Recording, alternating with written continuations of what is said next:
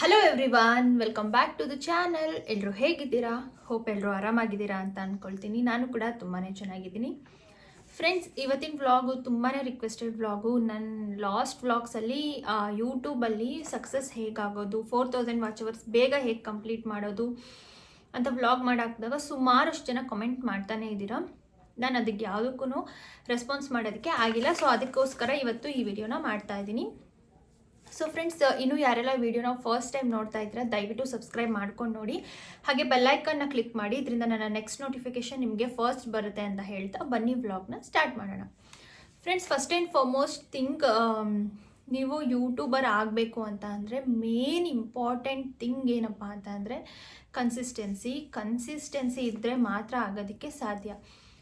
So ನೀವು decide ಆಗಬೇಕು, ನಾನು ಯೂಟ್ಯೂಬ್ ಜರ್ನಿನ ಫುಲ್ ಕಂಟಿನ್ಯೂ ಮಾಡ್ತೀನಾ ಇಲ್ವಾ, ನನ್ನ ಕೈಯಲ್ಲಿ ಆಗುತ್ತಾ ಇಲ್ವಾ, ಅಥವಾ ಮಧ್ಯದಲ್ಲೇ ಬ್ರೇಕ್ ತೊಗೊಳ್ತೀನಾ ಅಂತೇಳಿ ಫಸ್ಟಿಗೆ ಡಿಸೈಡ್ ಆಗಿ ಯೂಟ್ಯೂಬ್ ಚಾನಲ್ನ ಸ್ಟಾರ್ಟ್ ಮಾಡಿ. ಯಾಕಂದರೆ ಸುಮಾರಷ್ಟು ಜನ ಒಂದು ಕ್ರೇಜಲ್ಲಿ ಸ್ಟಾರ್ಟ್ ಮಾಡಿಬಿಡ್ತೀರಾ, ಅದಾದಮೇಲೆ 1 ಮಂತ್ 2 ಮಂತ್ ಆದಮೇಲೆ ಬಿಟ್ಬಿಡ್ತೀರಾ, ಮತ್ತೆ ಒಂದು 6 ಮಂತ್ ಆದಮೇಲೆ ಸ್ಟಾರ್ಟ್ ಮಾಡ್ತೀರಾ. ಈ ರೀತಿ ಮಾಡೋದ್ರಿಂದ ಖಂಡಿತ ನಿಮ್ಮ ಚಾನಲ್ಲು ಕ್ಲಿಕ್ ಆಗೋದಿಲ್ಲ. ಅದಕ್ಕೋಸ್ಕರ ಹೇಳ್ತಾ ಇದ್ದೀನಿ, ಯೂಟ್ಯೂಬ್ ಚಾನಲ್ನ ಸ್ಟಾರ್ಟ್ ಮಾಡೋಕ್ಕಿಂತ ಮುಂಚೆ ತುಂಬಾ ಯೋಚನೆ ಮಾಡಿ ಸ್ಟಾರ್ಟ್ ಮಾಡಿ.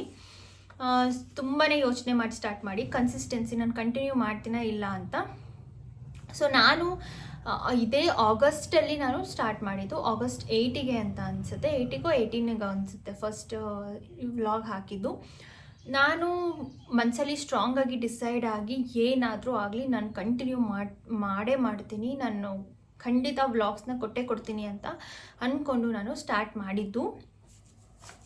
ಸೊ ನಾನು ಡೈಲಿ ಒಂದೊಂದು ವ್ಲಾಗ್, ವಾರದಲ್ಲಿ ಏನಿಲ್ಲ ಅಂದ್ರೂ 4 ವ್ಲಾಗ್ ಅಂತೂ ಅಪ್ಲೋಡ್ ಖಂಡಿತ ಮಾಡ್ತಾ ಇದ್ದೆ. ಸ್ಟಾರ್ಟಿಂಗ್ ಯೂಟ್ಯೂಬ್ ಚಾನಲ್ ಸ್ಟಾರ್ಟ್ ಮಾಡುವಾಗ ನನಗೆ ಎಡಿಟಿಂಗ್ ಅಂದರೆ ಏನಂತ ಗೊತ್ತಿದ್ದಿಲ್ಲ, ತಮ್ನೇಲ್ ಕ್ರಿಯೇಟ್ ಮಾಡೋದು ಹೇಗೆ ಗೊತ್ತಿದ್ದಿಲ್ಲ, ಯಾವ ಟೈಮಿಗೆ ಅಪ್ಲೋಡ್ ಮಾಡಬೇಕಂತ ಗೊತ್ತಿದ್ದಿಲ್ಲ.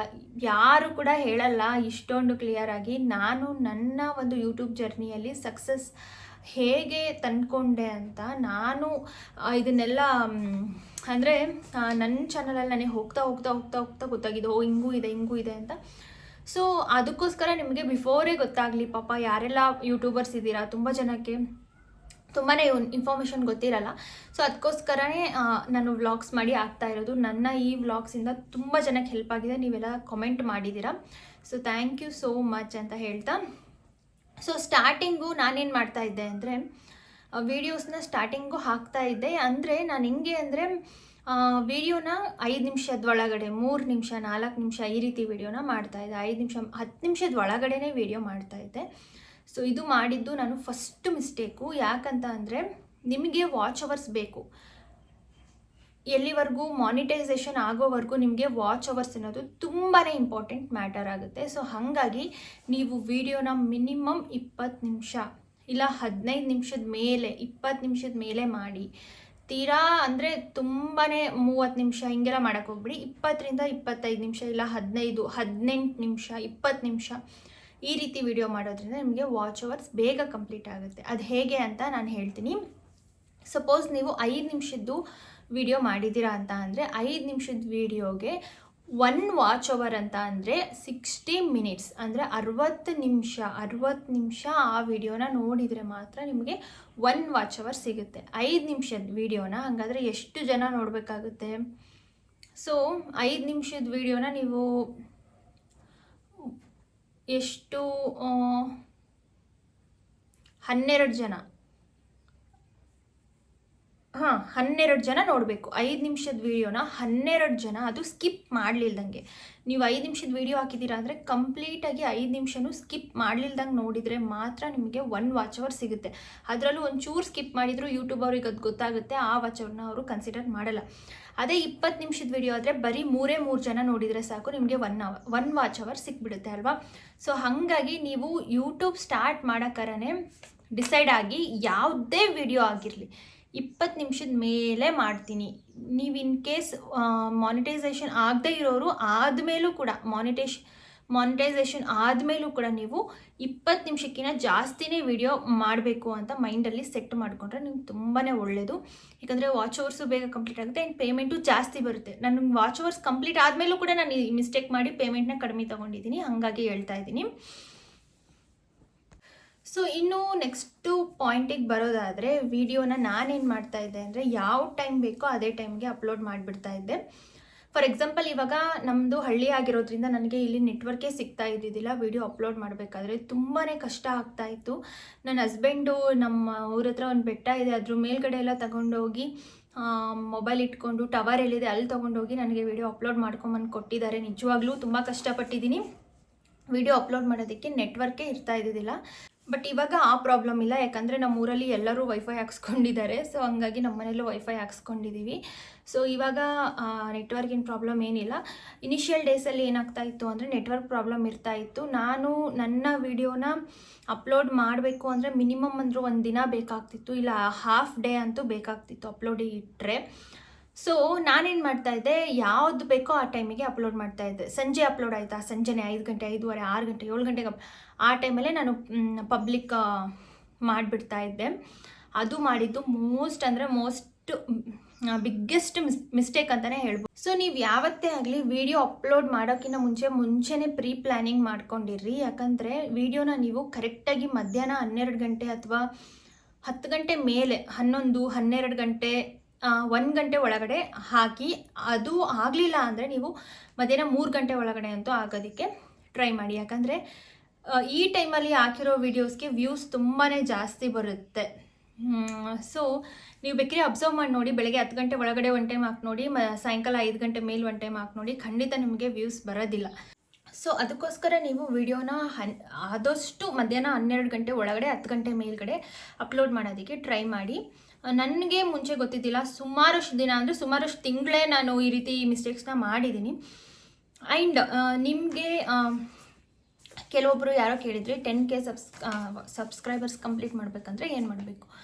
ಸೊ ತುಂಬಾ ಬೇಗ ಸಬ್ಸ್ಕ್ರೈಬರ್ ಕಂಪ್ಲೀಟ್ ಮಾಡ್ಕೋಬೇಕು ಅಂತ ಅರ್ಜೆನ್ಸಿ ಇರೋರು ನೀವು ಶಾರ್ಟ್ ವೀಡಿಯೋಸ್ನ ಜಾಸ್ತಿ ಅಪ್ಲೋಡ್ ಮಾಡಬೇಕು. ಶಾರ್ಟ್ ವೀಡಿಯೋಸ್ದಿಂದನೇ ಸಬ್ಸ್ಕ್ರೈಬರ್ಸ್ ಬರೋದು. ನೀವು ಶಾರ್ಟ್ ವೀಡಿಯೋಸ್ನ ಎಷ್ಟು ಜಾಸ್ತಿ ಹಾಕ್ತಿರೋ ಅಷ್ಟು ಸಬ್ಸ್ಕ್ರೈಬರ್ಸ್ ಬರ್ತಾರೆ. ಹಾಗಾಗಿ ಈ ಶಾರ್ಟ್ ವೀಡಿಯೋಸ್ನ ಹಾಕಿ ಖಂಡಿತ ಸಬ್ಸ್ಕ್ರೈಬರ್ಸ್ ಬರ್ತಾರೆ. ಸೊ ಇನ್ನು ಯೂಟ್ಯೂಬಲ್ಲಿ ನೀವು ಸಕ್ಸಸ್ ಆಗಬೇಕು ಅಂದರೆ ಕೆಲವೊಂದಿಷ್ಟು ಪಾಯಿಂಟ್ಸ್ ಇದೆ, ಅದನ್ನು ಈಗ ಹೇಳ್ತಾ ಹೋಗ್ತೀನಿ. ಸೊ ಅದನ್ನೆಲ್ಲ ಕರೆಕ್ಟಾಗಿ ನೀವು ಮಾಡಿದರೆ ಖಂಡಿತ ಬೇಗ ನಿಮಗೆ ವಾಚ್ ಅವರ್ಸ್ ಕಂಪ್ಲೀಟ್ ಆಗುತ್ತೆ, ಬೇಗ ನಿಮಗೆ ಫಸ್ಟ್ ಪೇಮೆಂಟ್ ಅನ್ನೋದು ಬರುತ್ತೆ. ಫಸ್ಟು ಮೋಸ್ಟ್ ಇಂಪಾರ್ಟೆಂಟ್ ಏನಂತ ಅಂದರೆ, ಕೆಲವೊಬ್ಬರಿಗೆ ಗೊತ್ತೇ ಇರಲ್ಲ, ಅಂದರೆ ಕಂಟೆಂಟ್, ಯಾವ ಕಂಟೆಂಟ್ ಮೇಲೆ ನಾನು ಚಾನಲ್ ಓಪನ್ ಮಾಡಿರ್ತೀನಿ ಅದ್ರ ಬಗ್ಗೆ ಅವರು ಹೇಳೋದೇ ಇಲ್ಲ. ಅಂದರೆ ಕೆಲವೊಬ್ರು ಕುಕ್ಕಿಂಗ್ ಚಾನಲ್ ಮಾಡಿ ಅದ್ರ ಮಧ್ಯದಲ್ಲೇ ಡೈಲಿ ವ್ಲಾಗ್ಸ್ನ ಹಾಕ್ತಾರೆ. ಈ ರೀತಿ ಮಾಡೋಕ್ಕೆ ಹೋಗ್ಬಿಡಿ. ಡೈಲಿ ವ್ಲಾಗ್ಸ್ ಅಂತ ಅಂದರೆ ಡೈಲಿ ವ್ಲಾಗ್ಸ್ನೇ ಹಾಕ್ತಾ ಹೋಗಿ. ಕುಕ್ಕಿಂಗ್ ಅಂದರೆ ಕುಕ್ಕಿಂಗೇ ಸಪ್ರೇಟಾಗಿ ಚಾನಲ್ ಕ್ರಿಯೇಟ್ ಮಾಡಿ ಹಾಕ್ಕೊಳ್ತಾ ಹೋಗಿ. ಸೊ ರಂಗೋಲಿ ಚಾನಲ್ ಇದ್ದರೆ ರಂಗೋಲಿದೇ ಹಾಕಿ, ಆರ್ಟ್ ಆ್ಯಂಡ್ ಕ್ರಾಫ್ಟ್ಸ್ ಇದ್ದರೆ ಅದನ್ನೇ ಮಾಡಿ, ಬ್ಯೂಟಿ ಟಿಪ್ಸ್ ಅಂದರೆ ಅದನ್ನೇ ಕಂಟಿನ್ಯೂ ಮಾಡಿ. ಯಾವ ಒಂದು ಕಂಟೆಂಟ್ ಇರುತ್ತೋ ಅದನ್ನೇ ಕಂಟಿನ್ಯೂ ಮಾಡೋದು ತುಂಬ ಒಳ್ಳೆಯದು. ಯಾಕಂದರೆ ಯೂಟ್ಯೂಬ್ ಅವರಿಗೆ ಮಿಕ್ಸ್ಡ್ ಕಂಟೆಂಟ್ ಒಂದಾದ್ಮೇಲೆ ಒಂದು ಬೇರೆ ಬೇರೆ ಚೇಂಜ್ ಮಾಡ್ತಾ ಹೋದರೆ ನಮ್ಮ ಒಂದು ಕಂಟೆಂಟ್ನ ಎಲ್ಲಿ ತೊಗೊಂಡೋಗಿ ಹಾಕಬೇಕು, ಯಾವ ಕಡೆ ತೊಗೊಂಡೋಗಿ ಹಾಕಬೇಕು, ಯಾರಿಗೆ ಸಜೆಸ್ಟ್ ಮಾಡಬೇಕಂತ ಅವರಿಗೆ ಕನ್ಫ್ಯೂಸ್ ಆಗೋಗುತ್ತೆ. ಹಂಗಾಗಿ ಮೋಸ್ಟ್ ಇಂಪಾರ್ಟೆಂಟ್, ಚಾನಲ್ ಸ್ಟಾರ್ಟ್ ಮಾಡೋಕ್ಕಿಂತ ಮುಂಚೆನೇ ಡಿಸೈಡ್ ಆಗಿ ನಾನು ಯಾವ ಕಂಟೆಂಟ್ ಮೇಲ್ಗಡೆ ಚಾನಲ್ನ ಸ್ಟಾರ್ಟ್ ಮಾಡಬೇಕು ಅಂತ ಅದ್ರ ರಿಲೇಟೆಡೇ ಚಾನಲ್ ನೇಮ್ ಕೊಡಿ. ಅದರಿಂದ ತುಂಬಾ ಹೆಲ್ಪ್ ಆಗುತ್ತೆ. ಚಾನಲ್ ನೇಮಿಂದನೂ ಕೂಡ ತುಂಬಾ ಹೆಲ್ಪ್ ಆಗುತ್ತೆ. So first most important content. Next important tip ಅಂದರೆ ವಿಡಿಯೋ ಕ್ವಾಲಿಟಿ. ತುಂಬ ಜನಕ್ಕೆ ಗೊತ್ತಿರಲ್ಲ ಇದು. ವಿಡಿಯೋನ ಹೈ ಕ್ವಾಲಿಟಿಯಲ್ಲೇ ಅಪ್ಲೋಡ್ ಮಾಡಬೇಕು. ನೀವು ಯಾವ ಆ್ಯಪಲ್ಲಿ ಎಡಿಟ್ ಮಾಡ್ತಾ ಇದ್ದೀರಾ ಅದರಲ್ಲಿ ನಿಮ್ಮ ಒಂದು ಕ್ಯಾಮರಾ ರೆಸೊಲ್ಯೂಷನ್ಕಿಂತ ಕಡಿಮೆ ಇರುತ್ತೆ ಸ್ಟಾರ್ಟಿಂಗು ಡೌನ್ಲೋಡ್ ಮಾಡಬೇಕಾದ್ರೆ. ನಿಮ್ಮ ಕ್ಯಾಮರಾ ಯಾವುದ್ರಲ್ಲಿದೆ, 4K ಅಲ್ಲಿದೆನಾ, 2K ಅಲ್ಲಿದೆನಾ, 1080 ಮೆಗಾ ಪಿಕ್ಸಲ್ ಇದೆನಾ, 720 ಮೆಗಾ ಪಿಕ್ಸಲ್ ಇದೆನಾ ಅಂತ ನೋಡಿಕೊಂಡು ಅದ್ರ ಸೆಟ್ಟಿಂಗ್ಸ್ ಇರುತ್ತೆ, ಅದನ್ನೇ ಮಾಡ್ಕೊಂಡು ನೀವು ಡೌನ್ಲೋಡ್ ಮಾಡ್ಕೊಳ್ಳಿ. ಆ್ಯಂಡ್ ಯೂಟ್ಯೂಬ್ಗೆ ಅಪ್ಲೋಡ್ ಮಾಡಬೇಕಾದ್ರೆ ಯಾವಾಗಲೂ ವಿಡಿಯೋ ಹೈ ಕ್ವಾಲಿಟಿಯಲ್ಲೇ ಅಪ್ಲೋಡ್ ಮಾಡಿ.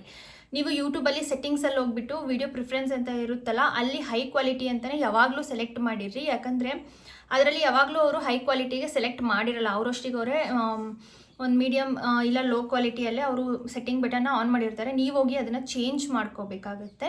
ಅದು ಗೊತ್ತಾಗಿಲ್ಲ ಅಂದರೆ ನನ್ನ ಚಾನಲಲ್ಲಿ ಆಲ್ರೆಡಿ ಹಾಕಿದ್ದೀನಿ, ಹೋಗಿ ನೋಡಿ ನೀವು ಚೆಕ್ ಮಾಡ್ಕೊಳ್ಳಿ. ಬೇಕಿದ್ದರೆ ಹೇಳಿ, ಆ ಲಿಂಕ್ನ ಡಿಸ್ಕ್ರಿಪ್ಷನಲ್ಲಿ ಪ್ರೊವೈಡ್ ಮಾಡ್ತೀನಿ. ಆ ಒಂದು ವಿಡಿಯೋ ಲಿಂಕ್ನ ಡಿಸ್ಕ್ರಿಪ್ಷನಲ್ಲಿ ಪ್ರೊವೈಡ್ ಮಾಡ್ತೀನಿ. ಯಾರಿಗಾದರೂ ಬೇಕಿದ್ದರೆ ಕಾಮೆಂಟ್ ಮಾಡಿ. ಸೊ ವಿಡಿಯೋ ಕ್ವಾಲಿಟಿ ಅನ್ನೋದು ತುಂಬ ಇಂಪಾರ್ಟೆಂಟು.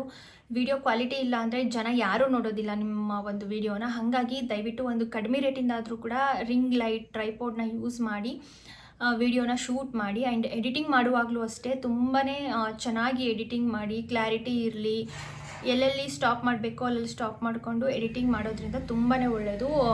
ನಿಮ್ಮ ಎಡಿಟಿಂಗ್ ಮೇಲೂ ಕೂಡ ಜನರು ನಿಮ್ಮನ್ನ ಇಷ್ಟಪಡ್ತಾರೆ ಅಂತಲೇ ಹೇಳ್ಬೋದು. ಸೊ ಅದಾದಮೇಲೆ ಔಟ್ಡೋರ್ ಶೂಟ್ಸ್ನ ಜಾಸ್ತಿ ಮಾಡಿ. ಇದನ್ನು ಸುಮಾರಷ್ಟು ನನ್ನ ಒಂದು ಚಾನಲಲ್ಲಿ ಹೇಳ್ತಾನೆ ಬಂದಿದ್ದೀನಿ. ನೀವು ಹೊರಗಡೆ ಪಿಕ್ನಿಕ್ಕು ಅಥವಾ ಶಾಪಿಂಗಿಗೆಲ್ಲ ಹೋದಾಗ ಅಲ್ಲೆಲ್ಲ ನೀವು ವಿಡಿಯೋನ ಶೂಟ್ ಮಾಡ್ಕೊಂಡು, ಬೇಕಿದ್ರೆ ವಾಯ್ಸ್ ಓವರಲ್ಲಿ ಕೊಡೋಕ್ಕಾಗಲಿಲ್ಲ ಅಂದರೂ ಶೂಟ್ ಮಾಡ್ಕೊಂಬಂದು ಮನೆಯಲ್ಲೇ ವಾಯ್ಸ್ ಓವರ್ ಕೊಡ್ಬೋದು. ಆ ಥರ ವಿಡಿಯೋ ಬೇಗ ರೆಕಮೆಂಡ್ ಆಗುತ್ತೆ, ಜಾಸ್ತಿ ನಿಮಗೆ ವ್ಯೂಸ್ ಸಿಗುತ್ತೆ. ಆ್ಯಂಡ್ ನೀವು ಕ್ಯಾಮ್ರಾ ಮುಂದೆ ಬಂದು ಮಾತಾಡೋದಕ್ಕೆ ತುಂಬಾ ಭಯಪಡ್ತಿರ್ತೀರ ಇನಿಷಿಯಲ್ ಡೇಸಲ್ಲಿ. ಯೂಟ್ಯೂಬರ್ ಯಾರೇನು ಅನ್ಕೊತವ್ರು, ನಾನು ಕೂಡ ಒಂದು ಸ್ಟೇಜ್ನ ಫೇಸ್ ಮಾಡಿದ್ದೀನಿ. ಈಗ ನಾನು ಕ್ಯಾಮ್ರಾ ಮುಂದೆ ಮಾತಾಡೋದಕ್ಕೆ ನನಗೆ ಯಾವುದೇ ರೀತಿ ಮುಜುಗರ, ಭಯ ಅಂತ ಅನಿಸೋದಿಲ್ಲ. ಸೊ ಅದನ್ನೆಲ್ಲ ಬಿಡಬೇಕು. ಫಸ್ಟು ಯೂಟ್ಯೂಬರ್ ಆಗಬೇಕು ಅಂದರೆ ಅದನ್ನೆಲ್ಲ ಬಿಡಬೇಕು. ಇವಾಗಿನ ಟೆಕ್ನಾಲಜಿ, ಇವಾಗಿನ ಕಾಲ ಎಲ್ಲ ನಡೀತಾ ಇರೋದೇ ಮೊಬೈಲಲ್ಲಿ, ಇನ್ಸ್ಟಾಗ್ರಾಮು, ಯೂಟ್ಯೂಬಲ್ಲಿ ಎಲ್ಲಿ ಎಷ್ಟು ಜನ ರೀಲ್ಸ್ ಮಾಡ್ತಾರೆ, ಎಷ್ಟು ಜನ ಯೂಟ್ಯೂಬರ್ಸ್ ಇದ್ದಾರೆ ಅಲ್ವಾ. ನಾವ್ಯಾಕೆ ಹೆದರ್ಕೋಬೇಕು? ನಾವೇನು ತಪ್ಪು ಕೆಲಸ ಮಾಡ್ತಾ ಇದ್ದೀವಾ? ಇಲ್ಲ ತಾನೇ. ಸೊ ನಾವು ಮಾಡ್ತಾ ಇರೋದೇ ಕಂಟೆಂಟ್ ಕ್ರಿಯೇಷನ್ ಅಂತ ಅಂದಮೇಲೆ ನಾವು ಅದನ್ನೆಲ್ಲ ಬಿಟ್ಬಿಡಬೇಕು. ಕ್ಯಾಮ್ರಾ ಮುಂದೆ ಮಾತಾಡಿದರೆ ಬೇರೆಯವ್ರು ನೋಡಿದವ್ರು ಏನು ಅನ್ಕೊತಾರೆ. ಸೊ ಅದೆಲ್ಲ ಇಲ್ಲ.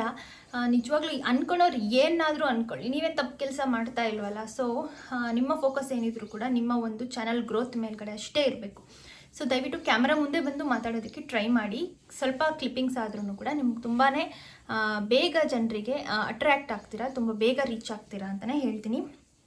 ಸೊ ಇನ್ನು ಟೈಮ್ ಹೇಳಿದ್ನಲ್ಲ ಫಸ್ಟಿಗೆ, ಪೋಸ್ಟಿಂಗ್ ಟೈಮ್ ಅನ್ನೋದು ತುಂಬಾ ಇಂಪಾರ್ಟೆಂಟು. ಅದರಲ್ಲೂ ನೀವು ಬೇಕಿದ್ರೆ ಅಬ್ಸರ್ವ್ ಮಾಡಿ ನೋಡಿ, ಮಧ್ಯಾಹ್ನ ಕರೆಕ್ಟಾಗಿ 11:30, 12 ಗಂಟೆ, 11 ಗಂಟೆಗೆಲ್ಲ ನೀವು ವಿಡಿಯೋ ಹಾಕಿದರೆ ಅದಕ್ಕೆ ರೀಚ್ ತುಂಬಾ ಜಾಸ್ತಿ ಸಿಕ್ಕಿರುತ್ತೆ. ಹಂಗಾಗಿ ದಯವಿಟ್ಟು ಪೋಸ್ಟಿಂಗ್ ಟೈಮ್ ತುಂಬ ಇಂಪಾರ್ಟೆಂಟ್. ಯಾವಾಗ ಬೇಕೋ ಅವಾಗೆ ವೀಡಿಯೋಸ್ನ ಪೋಸ್ಟ್ ಮಾಡಬೇಡಿ. ಶಾರ್ಟ್ಸ್ ಬೇಕಿದ್ರೆ ನೀವು ಯಾವಾಗ ಬೇಕಾದರೂ ಪೋಸ್ಟ್ ಮಾಡ್ಕೊಳ್ಳಿ. ಸಂಜೆ ಟೈಮ್ ಪೋಸ್ಟ್ ಮಾಡಿದರೆ ಶಾರ್ಟ್ಸಿಗೆ ಜಾಸ್ತಿ ವ್ಯೂಸ್ ಬರುತ್ತೆ.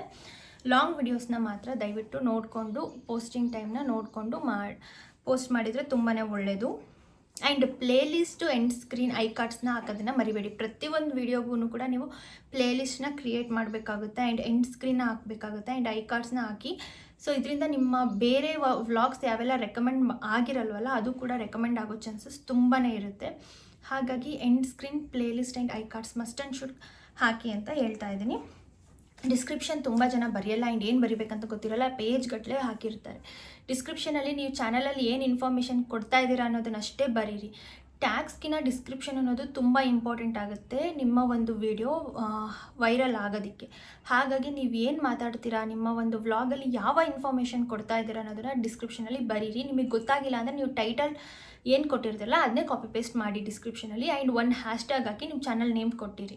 ಇದರಿಂದ ನಿಮ್ಮ ಚಾನಲ್ ತುಂಬ ಜನಕ್ಕೆ ರೆಕಮೆಂಡ್ ಆಗೋ ಚಾನ್ಸಸ್ ತುಂಬಾ ಇರುತ್ತೆ. ಡಿಸ್ಕ್ರಿಪ್ಷನ್ ಮಾತ್ರ ಯಾರೂ ಮಿಸ್ ಮಾಡಬೇಡಿ.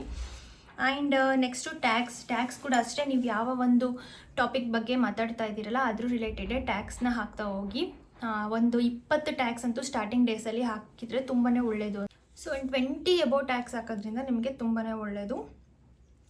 ಸೊ ಇನ್ನು ಶಾರ್ಟ್ ವೀಡಿಯೋಸ್ಗೆ ನಿಮಗೆ ಯಾವುದೇ ರೀತಿ ರೂಲ್ಸ್ ಆ್ಯಂಡ್ ರೆಗ್ಯುಲೇಷನ್ಸ್ ಇರೋದಿಲ್ಲ. ಸೊ ಹಂಗಾಗಿ ನೀವು ಫಿಲ್ಮ್, ಸಾಂಗ್ಸು ಇದಕ್ಕೆಲ್ಲ ಇನ್ಕ್ಲೂಡ್ ಮಾಡಿಕೊಂಡೇ ಎಡಿಟ್ ಮಾಡ್ಕೋಬೋದು ಶಾರ್ಟ್ ವೀಡಿಯೋಸ್ಗೆ. ಸೊ ಶಾರ್ಟ್ ವೀಡಿಯೋಸಿಂದ ನಿಮ್ಗೆ ಸಬ್ಸ್ಕ್ರೈಬರ್ಸ್ ತುಂಬಾ ಜಾಸ್ತಿ ಆಗ್ತಾರೆ. ಮಿನಿ ವ್ಲಾಗ್ಸ್ನೇ ಆಗಲಿ ನೀವು ಯೂಟ್ಯೂಬಲ್ಲಿ ಸಾಂಗ್ನ ಸೆಟ್ ಮಾಡಿ ಹಾಕಬೇಕಂದ್ರೆ 1 ಮಿನಿಟ್ ಅಷ್ಟೇ. 1 ಮಿನಿಟ್ ಒಳಗಡೆ ಇರೋ ವೀಡಿಯೋಸಿಗೆ ಅಷ್ಟೇ ನಿಮಗೆ ಸಾಂಗ್ ಬರೋದು. ಬಟ್ 3 ಮಿನಿಟ್ಸ್ವರೆಗೂ ಇವಾಗ ಶಾರ್ಟ್ಸಿಗೆ ಹಾಕೋದಕ್ಕೆ ಟೈಮ್ ಕೊಟ್ಟಿದ್ದಾರೆ. 3 ಮಿನಿಟ್ಸಿಂದ ಹಾಕಬೇಕಂದ್ರೆ ನೀವು ವಾಯ್ಸ್ ಓವರೇ ಕೊಡಬೇಕಾಗುತ್ತೆ. ಸೊ ಆ್ಯಂಡ್ ನೀವು ಒಂದು ಇನ್ಸ್ಟಾಗ್ರಾಮ್ ಅಕೌಂಟ್ ಕ್ರಿಯೇಟ್ ಮಾಡ್ಕೊಳ್ಳೋದು ತುಂಬಾ ಇಂಪಾರ್ಟೆಂಟ್. ಒಂದು ಇನ್ಸ್ಟಾಗ್ರಾಮ್ ಅಕೌಂಟ್ನ ಕ್ರಿಯೇಟ್ ಮಾಡಿಕೊಂಡು ನೀವು ಡೈಲಿ ವ್ಲಾಗ್ಸ್ ಹಾಕ್ತಾಯಿದ್ರೆ ಮಿನಿ ವ್ಲಾಗ್ಸ್ನ ಇನ್ಸ್ಟಾಗ್ರಾಮಲ್ಲಿ ಹಾಕೋದು ತುಂಬಾ ಒಳ್ಳೆಯದು. ಇವಾಗೆಲ್ಲ ತುಂಬ ಜನ ಸಜೆಸ್ಟ್ ಆಗ್ತಾ ಇರೋದೇ ಅದರಿಂದ. ನಿಮಗೆ ಇನ್ಸ್ಟಾಗ್ರಾಮಲ್ಲಿ ಬೇಗ ಫಾಲೋವರ್ಸ್ ಆಗ್ತಾರೆ. ಬೇಗ ಫಾಲೋವರ್ಸ್ ಆದರು ಅಂದರೆ ಅವರೇ ನಿಮಗೆ ಯೂಟ್ಯೂಬಿಗೆ ಬರ್ತಾರೆ. ಸೊ ಕನ್ಸಿಸ್ಟೆನ್ಸಿ ಅನ್ನೋದು ತುಂಬಾ ಇಂಪಾರ್ಟೆಂಟು. ಯೂಟ್ಯೂಬ್ ಚಾನಲಲ್ಲಿ ನೀವು ಕ್ಲಿಕ್ ಆಗಬೇಕು ಅಂತ ಅಂದರೆ, ನಂದು ಆಲ್ರೆಡಿ ಈಗ ಸೆಕೆಂಡ್ ಪೇಮೆಂಟ್ ತಗೊಳ್ಳೋ ಅಂಥ ಟೈಮ್ ಬಂದಿದೆ. ಸೊ ಹಂಗಾಗಿ ಹೇಳ್ತಾ ಇದ್ದೀನಿ, ಕಂಟಿನ್ಯೂಸ್ ಆಗಿ ವಿಡಿಯೋ ಹಾಕಿ. ನಾನು ಲಾಸ್ಟ್ ಮಂತ್ 1 ಮಂತ್ ಪೂರ್ತಿ ಗ್ಯಾಪ್ ಮಾಡಿಬಿಟ್ಟಿದ್ದೀನಿ ನಂದು ಎಕ್ಸಾಮ್ಸ್ ಅದು ಇದು ಅಂದ್ಕೊಂಡು. ಇಲ್ಲ ಅಂದಿದ್ರೆ ಸೆಕೆಂಡ್ ಪೇಮೆಂಟ್ ಇಷ್ಟರಲ್ಲಿ ಬಂದೇ ಬಿಡ್ತಾ ಇತ್ತು. ಸೊ ಹಾಗಾಗಿ ಹೇಳ್ತಾ ಇದ್ದೀನಿ, ನಿಮ್ಮ ಕೈಲಿ ಆಗಲಿಲ್ಲ ಅಂದರೆ ವಾರಕ್ಕೆ 3 ಅಂತೂ ವಿಡಿಯೋನ ಅಪ್ಲೋಡ್ ಮಾಡೋದಕ್ಕೆ ಟ್ರೈ ಮಾಡಿ. ಸೊ ಇದಿಷ್ಟು ಟಿಪ್ಸ್ನ ನೀವು ಬಳಸ್ಕೊಂಡು ನೀವು ವಿಡಿಯೋನ ಮಾಡಿದ್ರಿ ಅಂದರೆ ಖಂಡಿತ ನಿಮ್ಮ ವಿಡಿಯೋ ರೀಚ್ ಆಗುತ್ತೆ, ಖಂಡಿತ ನಿಮ್ಮ ಚಾನಲ್ ಕ್ಲಿಕ್ ಆಗುತ್ತೆ. ಸೊ ಸ್ವಲ್ಪ ದಿನ ಟೈಮ್ ತಗೊಳುತ್ತೆ. ಹೊಸ ಯೂಟ್ಯೂಬರ್ಸಿಗೆ ಚಾನಲಲ್ಲಿ ಬೇಗ ಮಾನಿಟೈಸೇಷನ್ ಆಗಲ್ಲ. ಆ್ಯಂಡ್ ಮಿಡಲ್ ಡೇಸಲ್ಲಿ ನಿಮಗೆ ಬೇಗನೆ ನಿಮಗೆ ವ್ಯೂಸ್ ಬರಲ್ಲ. ಇನಿಷಿಯಲ್ ಡೇಸಲ್ಲಿ ಚೆನ್ನಾಗಿ ವ್ಯೂಸ್ ಬರ್ತಾ ಇರುತ್ತೆ. ಒಂದು ಸ್ವಲ್ಪ ದಿನ ಆದಮೇಲೆ ಬೇಗ ವ್ಯೂಸ್ ಕಡಿಮೆ ಆಗುತ್ತೆ. ಅದಕ್ಕೆ ಕಾರಣನೇ ಕಾಪಿರೈಟ್ ಇಶ್ಯೂಸ್. ನೀವು ಬ್ಯಾಕ್ಗ್ರೌಂಡ್ ಮ್ಯೂಸಿಕ್ನ ಯಾವುದೇ ವಿಡಿಯೋಗೂ ಹಾಕಕ್ಕೆ ಹೋಗ್ಬೇಡಿ. ಸ್ಟಾರ್ಟಿಂಗು ಬ್ಯಾಕ್ಗ್ರೌಂಡ್ ಮ್ಯೂಸಿಕ್ಗೆ ಕಾಪಿರೈಟ್ ಫ್ರೀ ಅಂತ ನಾವು ಹಾಕಿದ್ರು ಮುಂದೆ ಒಂದಿನ ಅದು ಕಾಪಿರೈಟ್ ಅಂತ ಬಂದಿದೆ. ನನ್ನ ವೀಡಿಯೋಸಿಗೆ ತುಂಬ ಬಂದಿದೆ, 1 ವರ್ಷ ಆದಮೇಲೆ ಬಂದಿದೆ ಆ್ಯಕ್ಚುಲಿ ಕಾಪಿರೈಟ್ ಕ್ಲೈಮ್ಸ್. ಹಾಗಾಗಿ ಬ್ಯಾಕ್ಗ್ರೌಂಡ್ ಮ್ಯೂಸಿಕ್ನ ಯಾವುದೇ ಕಾರಣಕ್ಕೂ ಯೂಸ್ ಮಾಡಬೇಡಿ. ಒಂದ್ಸಲ ಕಾಪಿರೈಟ್ ಅಂತ ಬಂತು ಅಂದರೆ ಅದ್ರ ನೆಕ್ಸ್ಟ್ ಹಾಕೋದು ನೀವು 3-4 ವೀಡಿಯೋಸ್ಗೆ ವ್ಯೂಸ್ ಖಂಡಿತ ಬರಲ್ಲ. 3-4 ವೀಡಿಯೋಸ್ಗಂತೂ ವ್ಯೂಸ್ ಬರೋದೇ ಇಲ್ಲ. ಕಾಪಿರೈಟ್ ಇಶ್ಯೂಸ್ ಏನಾದರೂ ಬಂದರೆ ದಯವಿಟ್ಟು ಕಾಪಿರೈಟ್ ಇಶ್ಯೂಸ್ ಬರದೇ ಇರೋ ರೀತಿ ನೋಡ್ಕೊಳ್ಳಿ. ಸೊ ಇದಿಷ್ಟು ಟಿಪ್ಸ್ನ ಫಾಲೋ ಮಾಡಿಕೊಂಡು ನೀವು ವಿಡಿಯೋ ಎಡಿಟಿಂಗ್ ಎಲ್ಲ ಮಾಡಿದರೆ ಖಂಡಿತ ನಿಮ್ಮ ಚಾನಲ್ ಕ್ಲಿಕ್ ಆಗುತ್ತೆ. ಅದಕ್ಕೆ 100% ಗ್ಯಾರಂಟಿ ನಾನೇ ಅಂತ ಹೇಳ್ತೀನಿ. ಯಾಕಂದರೆ ನಾನು ಇದಿಷ್ಟು ಮೈಂಡಲ್ಲಿ ಇಟ್ಕೊಂಡೆ ನಾನು ವಿಡಿಯೋನ ಮಾಡಿ ಸಕ್ಸಸ್ ಆಗಿರೋದು. ಇನಿಷಿಯಲ್ ಡೇಸಲ್ಲಿ ನನಗೆ ಗೊತ್ತಿಲ್ಲದೆ ಇರೋದನ್ನು ಬರ್ತಾ ನಾನು ವೀಡಿಯೋಸಲ್ಲಿ ಇನ್ಕ್ಲೂಡ್ ಮಾಡಿಕೊಂಡು ನಾನು ಸಕ್ಸಸ್ ಅನ್ನೋದು ಕಂಡಿದ್ದೀನಿ. ಸೊ ಹಂಗಾಗಿ ಹೇಳ್ತಾ ಇದ್ದೀನಿ, ಇದಿಷ್ಟು ಹೆಲ್ಪ್ಫುಲ್ ಇನ್ಫಾರ್ಮೇಷನ್ ಅಂತ ಅಂದ್ಕೊಂಡಿದ್ದೀನಿ. ನಿಮಗೆ ಹೆಲ್ಪ್ಫುಲ್ ಖಂಡಿತ ಆಗಿದ್ದರೆ ಪ್ಲೀಸ್ ಚಾನಲ್ಗೆ ಒಂದೇ ಒಂದು ಲೈಕ್ ಕೊಡಿ. ನೀವು ಹೇಳಿಲ್ಲ ಅಂದರೆ ಲೈಕ್ ಮಾಡೋದೇ ಇಲ್ಲ. ಸೊ ಹಂಗಾಗಿ ಒಂದೇ ಒಂದು ಲೈಕ್ ಮಾಡಿ. ಇನ್ಫಾರ್ಮೇಟಿವ್ ಅಂತ ಅನಿಸಿದರೆ ಒಂದು ಪಾಯಿಂಟ್ ಆದರೂ ನಿಮಗೆ ಹೆಲ್ಪ್ ಆಗುತ್ತೆ ಅನಿಸಿದರೆ ಲೈಕ್ ಮಾಡಿ, ಸಬ್ಸ್ಕ್ರೈಬ್ ಮಾಡ್ಕೊಳ್ಳಿ, ಹಾಗೆ ಬೆಲ್ಲೈಕನ್ನ ಕ್ಲಿಕ್ ಮಾಡಿ. ನನ್ನ ನೆಕ್ಸ್ಟ್ ವೀಡಿಯೋಸಲ್ಲಿ ನಿಮ್ಗೆ ಏನೇ ಡೌಟ್ಸ್ ಇದ್ರೂ ಕೂಡ ಕ್ಲಿಯರ್ ಮಾಡ್ತೀನಿ. ಪ್ರತಿಯೊಬ್ಬರು ಕಮೆಂಟ್ ಮಾಡಿ, ಪ್ರತಿಯೊಬ್ಬರು ಕಮೆಂಟಿಗೂ ನಾನು ರಿಪ್ಲೈ ಮಾಡ್ತೀನಿ. ನಿಮ್ಗೆ ಏನೇ ಡೌಟ್ಸ್ ಇದ್ರೂ ಕಾಮೆಂಟ್ ಸೆಕ್ಷನಲ್ಲಿ ತಿಳಿಸಿ ಅಂತ ಹೇಳ್ತಾ ಇವತ್ತಿಗೆ ವ್ಲಾಗ್ನ ಎಂಡ್ ಮಾಡ್ತಾ ಇದ್ದೀನಿ. ಸೊ ಮತ್ತೆ ನೆಕ್ಸ್ಟ್ ವ್ಲಾಗಲ್ಲಿ ಸಿಗ್ತೀನಿ. ಅಲ್ಲಿವರೆಗೂ ಟೇಕ್ ಕೇರ್, ಬಾಯ್.